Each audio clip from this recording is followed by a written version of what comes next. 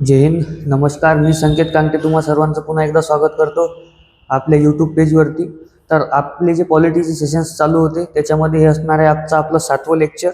बघा, हे जे 7वं लेक्चर आपलं असणार आहे याच्यामध्ये आपल्याला भारतीय संविधानाचा भाग 4 हा बघायचा आहे. भाग 4 मध्ये आपले जे आहेत हे मूलभूत कर्तव्य जे आहेत हे सांगण्यात आलेले आहे. आपण भारतीय संविधानाचा भाग 3 बघितलेला आहे, ज्याच्यामध्ये आपले जे आहेत मूलभूत हक्क सांगण्यात आलेले आहेत. पण भाग 4 आपला काय सांगतो, तर भाग 4 हा आपल्याला आपले जे आहेत कर्तव्य सांगतो. आपले जे कर्तव्य आहेत या देशाप्रती, या मातीप्रती किंवा या जो आपला भारत आहे याच्याप्रती असलेले कर्तव्य जे आहेत हा भाग 4 आपल्याला सांगत असतो. बघा, भाग 4 हा जो आहे हा सक्तीने लागू नसून हा कसा लागू आहे, हा ज्यावेळेस एखाद्या वेळेस राष्ट्रीय आणीबाणी असेल किंवा भारतामध्ये कुठली युद्धाची स्थिती जर निर्माण झाली तर त्यावेळेस हा जो आहे हा कठोरतेने लागू केला जाऊ शकतो. बघा, याची प्रस्तावना व ऐतिहासिक पार्श्वभूमी. बघा, मूलभूत कर्तव्यांचा ऐतिहासिक संकल्पना बघा कुठून आलेली आहे. ऐतिहासिक पार्श्वभूमी याची जर बघायची झाली तर मूळ घटनेत समावेश नाही. 1950च्या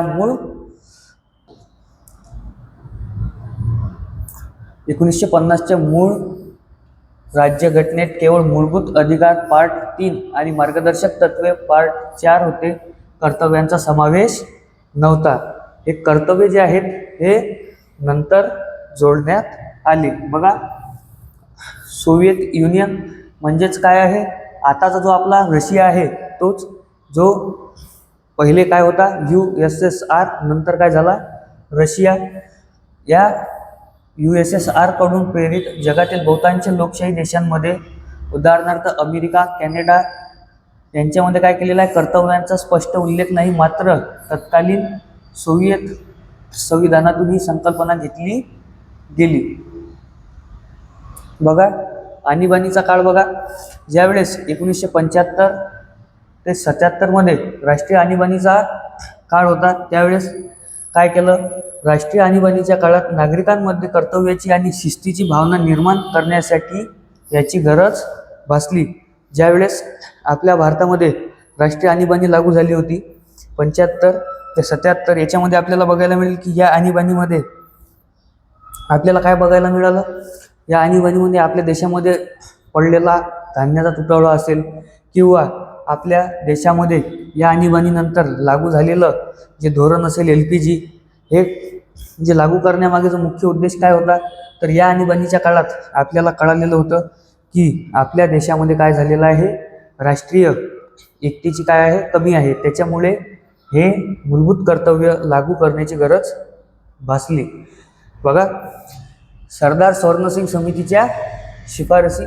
सरदार स्वर्णसिंग समिती ही समिती जी आहे कशासाठी नेमण्यात आली होती, तर ही समिती जी आहे मुख्यतः जे आपले मूलभूत कर्तव्य आहेत हे कशा प्रकारे असायला हवे व कुठले असायला हवे यासाठीच नेमण्यात आली होती. त्याच्यामध्ये बघा, समितीची स्थापना 1976 मध्ये काँग्रेस पक्षाने सरदार स्वर्णसिंगच्या अध्यक्षतेखाली मूलभूत कर्तव्याचा अभ्यास करण्यासाठी समिती स्थापन केली. समितीने संविधानात 8 मूलभूत कर्तव्याचा समावेश करण्याची मुख्य शिफारस केली होती. बघा, याच्यामध्ये प्रमुख शिफारसी काय होत्या, संविधानात भाग 4 हा स्वतंत्र भाग जोडावा. कर्तव्यांचे उल्लंघन केल्यास दंडात्मक कारवाई किंवा शिक्षेची तरतूद संसदेने करावी. अशा शिक्षेच्या कायद्याला न्यायालयात आव्हान देता येणार नाही. म्हणजेच जस्टिस रिव्ह्यूवर मर्यादा. म्हणजेच काय, नॉन जस्टिसेबल. म्हणजेच जर तुम्ही मूलभूत कर्तव्यांचा जर उल्लंघन केलं तर तुम्हाला जे आहे याच्यामध्ये आपल्या न्यायालयामध्ये काय करता येणार नाही, दाद मागता येणार नाही, अशी शिफारस केली होती. बघा पुढे,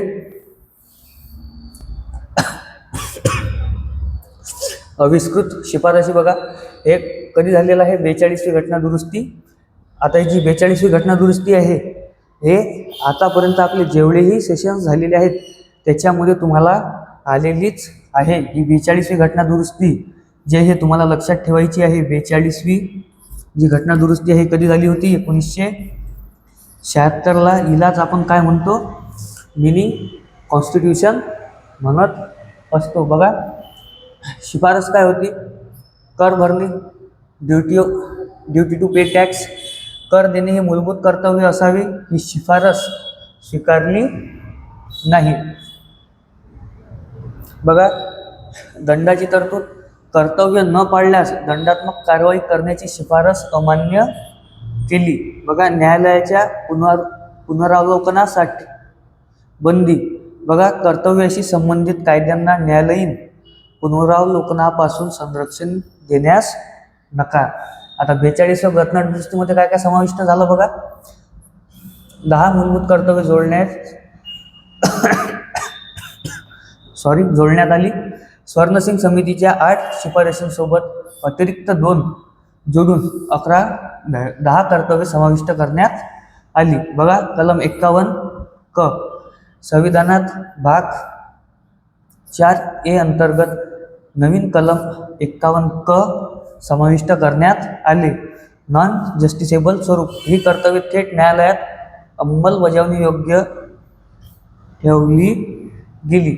बघा, याच्यामध्ये आता आपल्याला बघायला मिळेल की इथं किती दिलेले आहेत? 10, पण सध्या किती आहेत? सध्या आपल्याला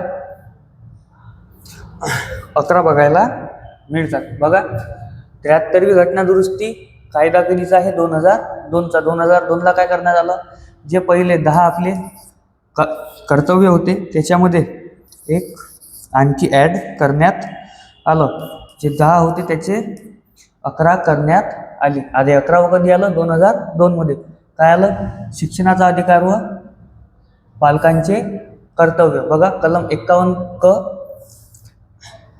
6 ते 14 वयोगटातील पाल्यांना शिक्षणाची संधी उपलब्ध करून देणे ही प्रत्येक पालकाचे कर्तव्य असेल.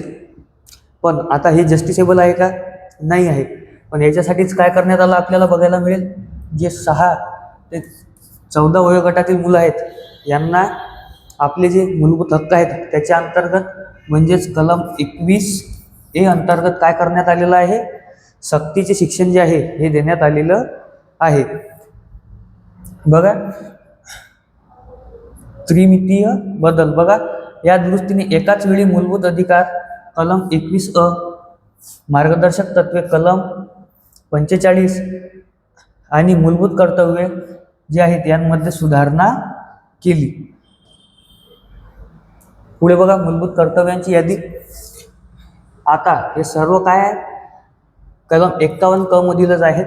बघा, कलम 51 क मधील अ असेल, ब, आ असेल, ई असेल, ई असेल. आता जे आहेत हे आपल्या मराठी उजळणीच्या क्रमाने लागलेले आहेत. बघा, पहिला काय सांगतो?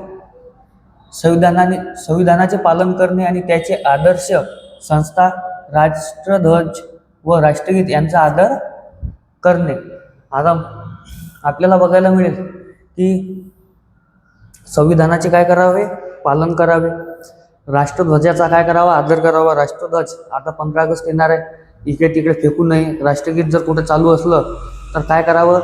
एका जागेवरती थांबून आपलं जे राष्ट्रगीत आहे त्याचा काय करावा? आदर करावा. अशा प्रकारच्या ज्या सूचना आहेत ह्या आपल्याला आपल्या जे शालेय शिक्षण आहे त्यावेळेसच मिळालेल्या असतात. बघा, दुसरं काय सांगतो आपल्याला? स्वातंत्र्य लढ्याला प्रेरणा देणाऱ्या उदात्त आदर्शांची जपणूक करणे व त्यांचे पालन करणे. म्हणजे काय? जे युद्ध झाल्यानंतर कुठल्याही प्रकारचं जर स्मारक असेल किंवा त्या युद्धाचा कुठलाही आदर्श म्हणून कुठली जर वस्तू निर्माण झाली असेल त्यांचं काय करावं? आदर करावा व पालन करावं. बोला, ई काय सांगतो आपल्याला? भारताचे सार्वभौमत्व, एकता आणि अखंडता उन्नत ठेवणे व त्यांचे संरक्षण करणे. आता काय आहे? भारताचे सार्वभौमत्व, एकता आणि अखंडता हे काय करायचे आपल्याला? उन्नत ठेवण्याचे आणि त्याचे संरक्षण करायचे. म्हणजेच काय आहे? सरळ याचा अर्थ होतो की आपल्याला जो आहे हा सामाजिक बंधुभाव जो आहे हा वाढवायचा आहे. बघा, 51 ई काय सांगतो? देशाचे संरक्षण करणे व आवाहन केले जाईल तेव्हा राष्ट्र सेवा जी आहे हे अर्पण करणे. जर एखाद्या वेळेस जर युद्धाची स्थिती निर्माण झाली व भारतीय सैन्य म्हणा किंवा भारतातील गव्हर्नमेंटला जर आपली मदत लागली तर काय करावं लागेल, आपल्याला जे आहे हे जावं लागेल मदत करण्यासाठी. आता आपण काय बघतो, एखाद्या ठिकाणी जर कुठं फ्लड आलेला असेल, कुठं जर अतिवृष्टी झालेली असेल तर त्या ठिकाणी आपल्याला बघायला मिळतं की जे आहेत हे जे आपले सोशल वेलफेअरवाले जे आपण म्हणतो, जे सामाजिक कार्यकर्ते आहेत हे तिथं आपल्याला बघायला मिळतात. खूप साऱ्या संस्था आहेत ज्या काय करतात, त्या तिथं जाऊन जे आहेत ह्या कपडे वाटतात, अन्न वाटतात किंवा तिथं जाऊन जे आहे हे कुठल्याही प्रकारची काय करतात, मदत करतात. बघा पुढचं काय सांगतो, धार्मिक भाषिक भेदभावाच्या पलीकडे जाऊन बंधुभाव वाढवणे व स्त्रियांच्या प्रतिष्ठेला उणेपणा आणणाऱ्या प्रथांचा त्याग करणे. आता स्त्रियांच्या प्रतिष्ठेला उणेपणा आणणाऱ्या परंपरा म्हणजे याच्यामध्ये सरळ सरळ आपल्याला माहीत आहे की आपल्या पूर्वीच्या काळामध्ये काय व्हायचं की ज्यावेळेस एखाद्या महिलेचा जर पती जर अल्पवयातच मेला किंवा जर तरुण वयातच मरण पावला तर तिचं काय करायचं, तिला सती जाळायची किंवा तिचं काय करायचे, केशवपन करून टाकायचे. म्हणजेच काय करायचे, तिची टक्कल करायचे. ते थांबवायचं आहे. आणि अशाच प्रकारच्या ज्या प्रथा आहेत, जसं की स्त्रियांना पहिली शिक्षणाचा जो अधिकार होता हा दिलेला नव्हता, तो आता काय झालेला आहे, लागू झालेला आहे. अशाच प्रकारच्या प्रथांपासून काय करायचं आहे, बाहेर पडायचं आहे. बघा 51 काय सांगतो, आपल्या गुंफलेल्या संस्कृतीच्या समृद्ध वारशाचे मोल जाणून तो जतन करण्याच. म्हणजे काय, आपली जी संस्कृती आहे, आपल्या भारतामध्ये आपल्याला बघायला मिळेल की खूप साऱ्या संस्कृती ज्या आहेत ह्या फुललेल्या बहरलेल्या आपल्याला बघायला मिळतात. तर त्यांचं काय करायचं आहे, जतन करायचं आहे. म्हणजे आपल्याला बघायला मिळेल की आपल्या याच्यामध्ये जे हेरिटेज आहेत, ज्यावेळेस आपण आर्ट्स अँड कल्चर बघतो त्यावेळेस आपल्याला बघायला मिळेल की आपल्या भागामध्ये भीमबेटकांच्या गुफापासून तर ॲडव्हान्स आर्किटेक्चरपर्यंत जी हे वाढत गेलेली आहे, जी प्रगती झालेली आहे, त्याच्यामध्ये आजही जे जुन्या काळातलं जे आर्किटेक्चर आहे ते अजून टिकून आहे. पण आताच्या काळात जे निर्माण होतात ते काय होतात, ते ढासाळतात. जुन्या काळातले तुम्ही जर बघायला गेले तर भीमबेटकाच्या गुफासुद्धा अजून तशाच आहेत. त्या भीमबेटकाच्या गुफा किती जुन्या असतील, जवळपास त्या गुफा ज्या आहेत ह्या आतापासून 10,000 वर्ष जुन्या आहेत, पण त्या अजून टिकून आहेत. बघा मूलभूत कर्तव्यांची यादी आपल्याला पुढे बघायची आहे. बघा पुढचं काय आहे, वने, सरोवर, नद्या, वन्यजीव यांच्यासह नैसर्गिक पर्यावरणाचे संरक्षण करणे व प्राणी मात्रांबद्दल दयाबुद्धी बाळगणे. आता याच्यासाठी काय झालेलं आहे, याच्यासाठी आपल्याला बघायला मिळेल की याच्यासाठी फॉरेस्ट कन्झर्वेशन ॲक्ट आलेला आहे. नद्या आणि सरोवर याच्यासाठी अद्याप काही आलेलं नाही, पण वन्यजीव संरक्षणसाठी काय आलेलं आहे आपल्याला बघायला मिळेल, ॲनिमल कन्झर्वेशन ॲक्ट जो आहे हा 1985चा जो आहे हा लागू झालेला आहे. बघा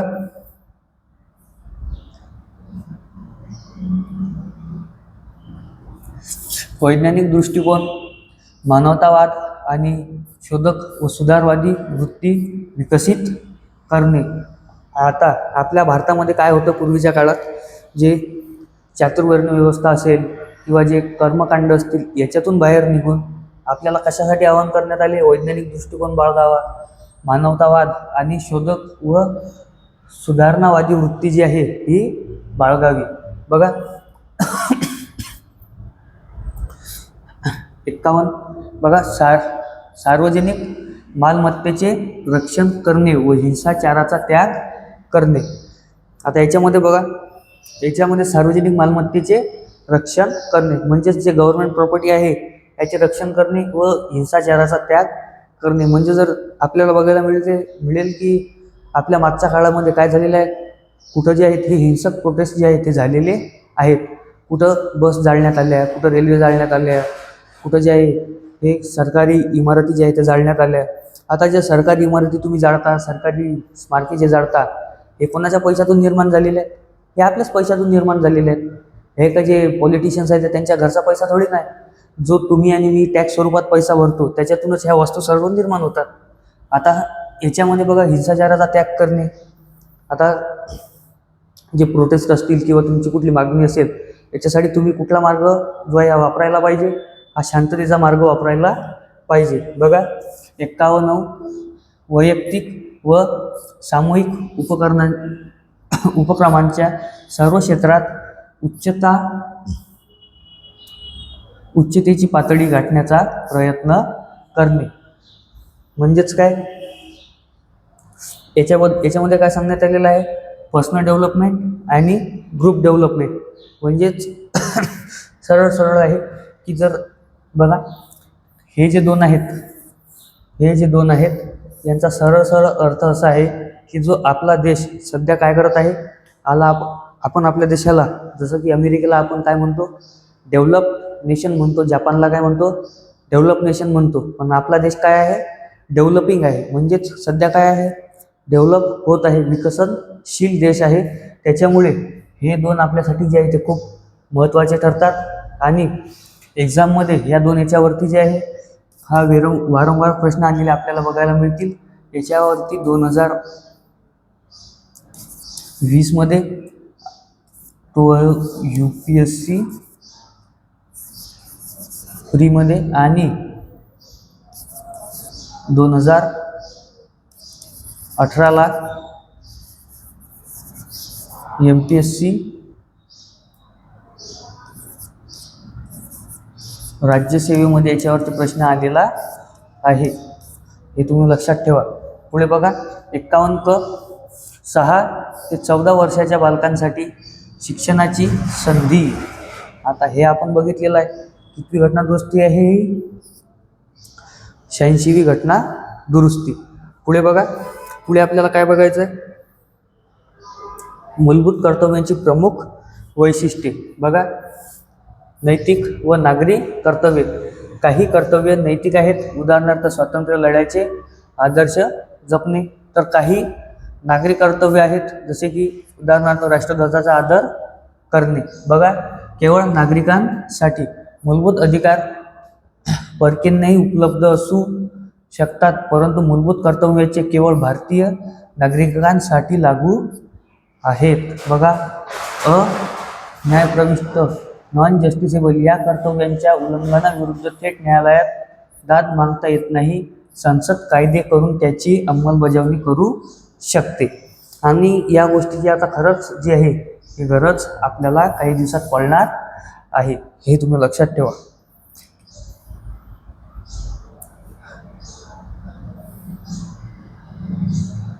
बघा, मूलभूत कर्तव्यावरील टीका. बघा, अपरिपूर्ण यादी.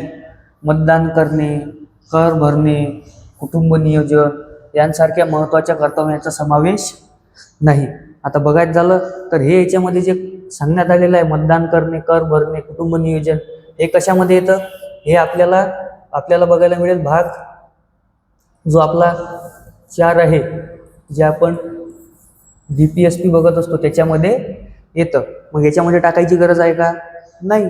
तर बघा, अस्पष्ट व क्लिष्ट भाषा, वैज्ञानिक दृष्टिकोन, गुंफलेल्या संस्कृती या संकल्पना सामान्य माणसाला समजण्यास कठीण आहेत. आता ह्या संकल्पना ज्या आहेत ह्या त्यावेळेस कठीण होत्या, पण आता कठीण आहेत का? आता ह्या कोणीही सर्वसामान्य व्यक्ती जी आहे हे समजून घेतं. न्यायप्रविष्ट नसणे, दंडाची तरतूद नसल्यामुळे ही कर्तव्ये केवळ नैतिक उपदेश म्हणजेच मोरल बनून राहतात. बघा, हे जी टीका आहे, ही टीका जी आहे ही एक्झाममध्ये याच्यावरती तुम्हाला 2-3 वेळा काय आलेला आहे? आन्सर रायटिंगसाठी प्रश्न आलेला आहे. कारण की जे आपण ज्या देशांकडून हे घेतलेलं आहे म्हणजेच USSR करून त्याच्यामध्ये काय केलेलं आहे? त्याच्यामध्ये कठोर शिक्षेची जे आहे प्रावधान केलेले आहे, पण आपल्याकडे नाही. तर आपल्याकडे हे कठोर शिक्षेचे प्रावधान असायला पाहिजे का?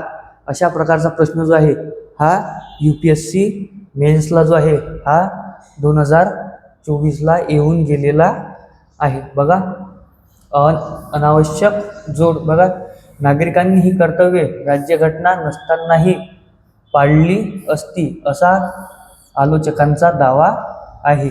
स्थान व दर्जा भाग 3 ऐवजी भाग 4 नंतर जोडल्यामुळे या कर्तव्यांचे महत्त्व जे आहे ते कमी झाले असल्याची टीका. आता याचे महत्त्व बघा.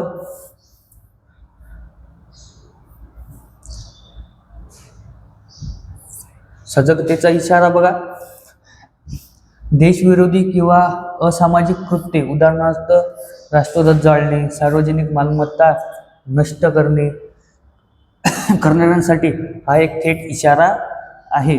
जर अशा प्रकारचे जर कुठलेही कृत्य जर झाले तर याच्यामध्ये जर बघा देशविरोधी कृत्य आहे हे जर तुम्ही करताना आढळले तर तुमचे जे मूलभूत हक्क आहेत हेही रद्द होऊ शकतात आणि तुमची जी नॅशनॅलिटी आहे ही तुमच्याकडून काय केल्या जाऊ शकते, हिरावून घेतल्या जाऊ शकते. त्याच्यामुळे एक गोष्ट लक्षात ठेवा की असं कुठलं कृत्य तुम्ही जे आहे हे करू नका. बघा, प्रेरणा व शिस्त. नागरिकांना केवळ हक्कांची आठवण करून देता राष्ट्रपती जबाबदारी आणि शिस्तीची जाणीव करून देते. बघा, ही सर्व जी आहेत हे कोणाच्या अंतर्गत येतं? हे सर्व राष्ट्रपतीच्या अंतर्गत येतं. याच्यावरती जर एखादा जर नियम जर लागू करायचा आहे आणि जो जर तातडीने लागू करायचा आहे तर तो कोण करू शकतो? ते राष्ट्रपतीकडे आहे. राष्ट्रपती आपली जी पॉकेट व्हिटोची पॉवर आहे ही वापरून लगेच त्याच्यावरती काही ना काही निर्णय घेऊ शकतात. कायद्यांची घटनात्मक वैधता तपासणे. बघा, सर्वोच्च न्यायालयाच्या मते संसदेने एखादा कायदा मूलभूत कर्तव्यांची अंमलबजावणी करण्यासाठी केला असेल तर तो कायदा राष्ट्र मानला जाऊ शकतो. म्हणजेच काय मानला जाऊ शकतो? रिस्पॉन्सिबल मानला जाऊ शकतो. हक्क व कर्तव्याचा समतोल. हक्क आणि कर्तव्य एकाच नाण्याच्या दोन बाजू आहेत. कर्तव्यांशिवाय हक्क अनियंत्रित बनू शकतात, पण कर्तव्य कसे आहेत आपल्याकडे? नॉन जस्टिसेबल आहे. कसे आहेत? Non justiciable. आणि हक्क कसे आहेत? हक्क फुल्ली जस्टिसेबल आहेत. तुम्ही सर्वोच्च न्यायालयामध्ये दाद मागू शकता. बघा, वर्मा समितीचे निरीक्षण 1999. वर्मा समितीची स्थापना बघा. नागरिकांमध्ये मूलभूत कर्तव्यांबाबत जनजागृती करण्यासाठी आणि त्यांच्या अंमलबजावणीसाठी अस्तित्वात असलेल्या कायद्यांचा अभ्यास करण्यासाठी 1999 मध्ये न्यायमूर्ती JS वर्मा समिती स्थापन केली गेली. बघा,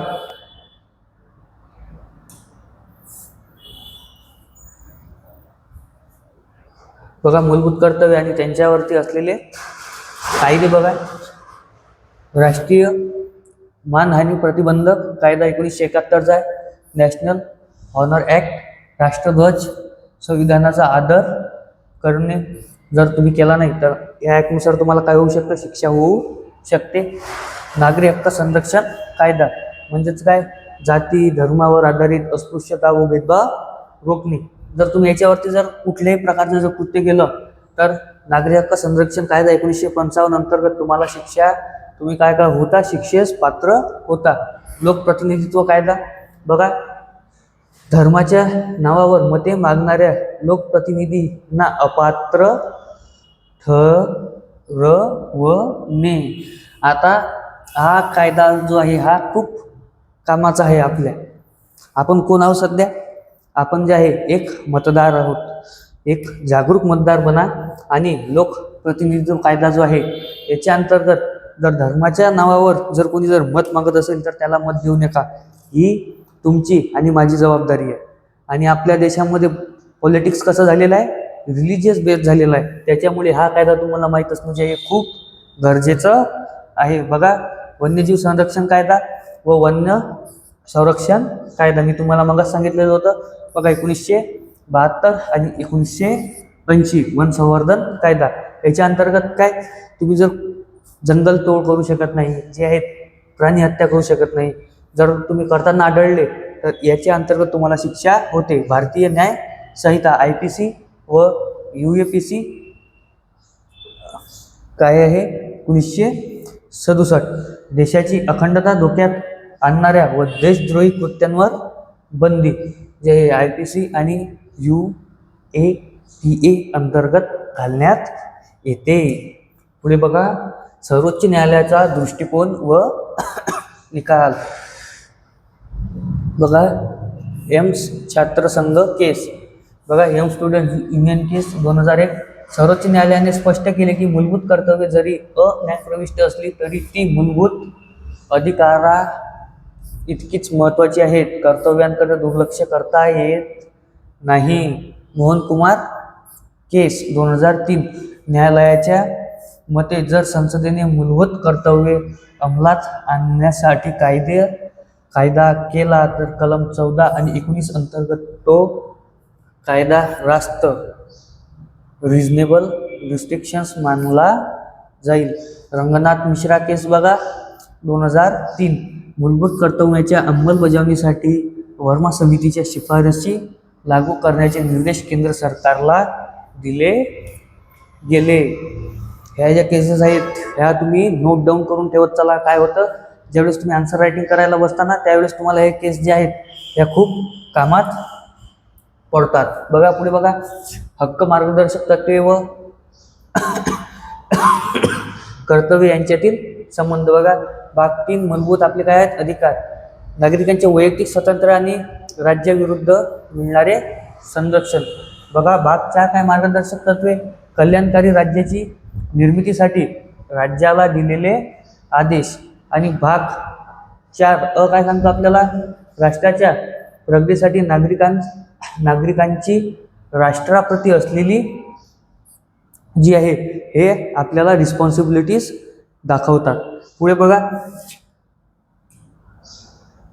बघा, आता आपला मेन पॉईंट जे आपलं आन्सर रायटिंग आहे त्याच्यावरती.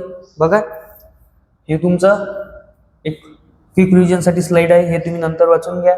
पुढे बघा, UPSC मुख्य परीक्षा आणि उत्तरलेखन फ्रेमवर्क. बघा, आता तुम्ही ज्यावेळेस आन्सर रायटिंग करायला बसता त्यावेळेस मी तुम्हाला पहिलेच सांगितलेलं आहे, तुमचं 1 ते 2 वाक्यामध्ये जे आहे इंट्रोडक्शन असायला हवं. तुमची मेन बॉडी जी आहे ही 120 ते 130 शब्दांची असायला हवी आणि तुमचं कन्क्लुजन हे किती वर्डचं असायला हवं, हे पुन्हा 1 ते 2 वाक्यामध्ये असायला हवं. आता बघा,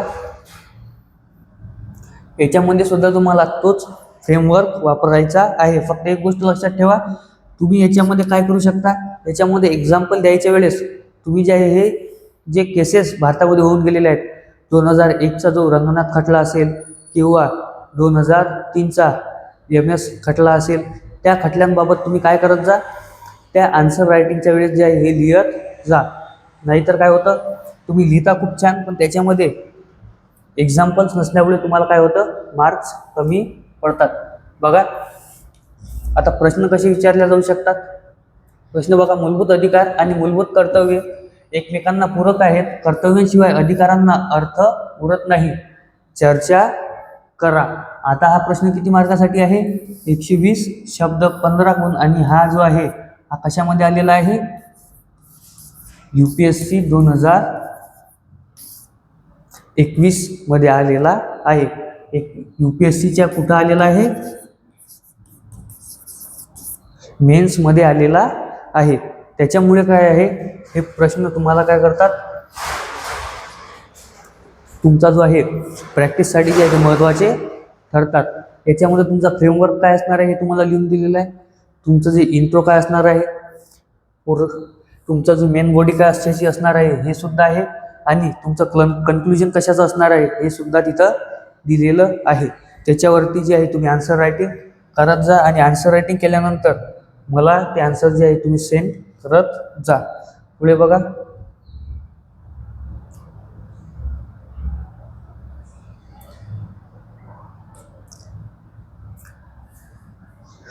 जे आहे आजचं जे सेशन आहे हे इथं संपलेलं आहे. भेटू नेक्स्ट सेशनमध्ये. जय हिंद, जय भारत.